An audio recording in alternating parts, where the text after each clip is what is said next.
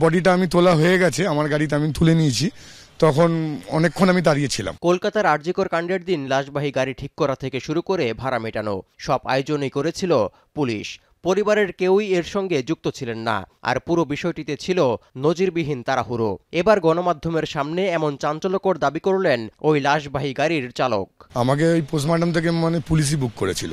শুধু তাই নয়, ধর্ষণ ও হত্যাকাণ্ডের শিকার ওই নারী চিকিৎসকের ময়নাতদন্তের পর লাশবাহী গাড়িটি হাসপাতালের পেছনের গেট দিয়ে বের করতে পুলিশ চাপ দিয়েছিল বলেও অভিযোগ করা হয়। না, ওই পথ দিয়ে বেরাইনি, আমি ওই ডাক্তারদের যে হোস্টেল আছে ওর পিছন দিক দিয়ে বেরিয়ে ন্যায্য মূল্য দিয়ে বেরিয়েছি।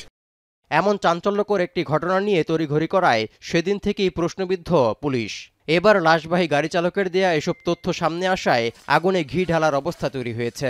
এতে টানা 1 মাসের বেশি সময় ধরে চলমান আন্দোলনের উত্তাপ আরও বেড়েছে।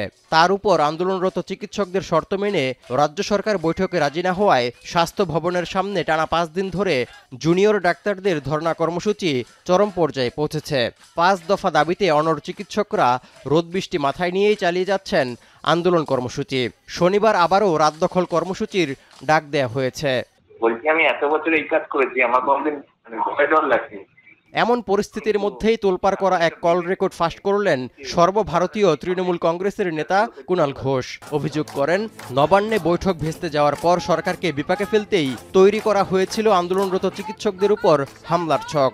এর পরপরই ধর্নাস্থলের নজরদারি বাড়িয়েছে পুলিশ, বসানো হয়েছে সিসি ক্যামেরা। সন্দেহভাজন এক যুবককে আটকও করা হয়েছে।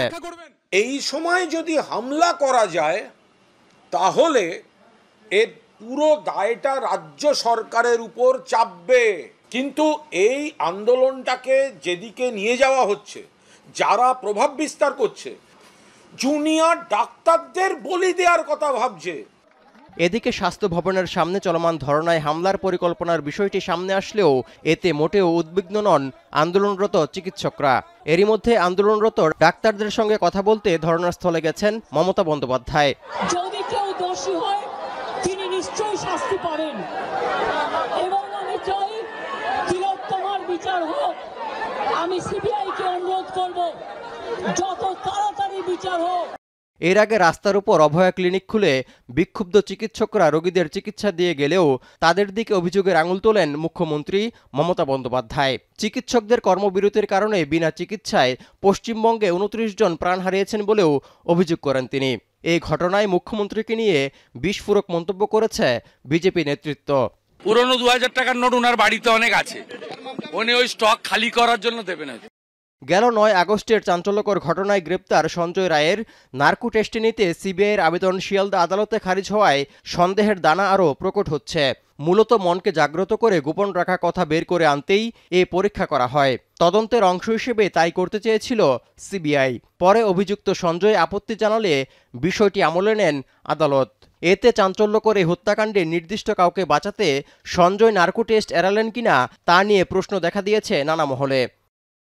তৌহিদুর রহমান, এখন বিশ্ব।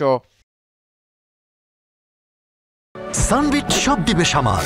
সানবিট ম্যাজিক প্রেস ডিশওয়াশিং এর মাথা ঘোরানো সলিউশন।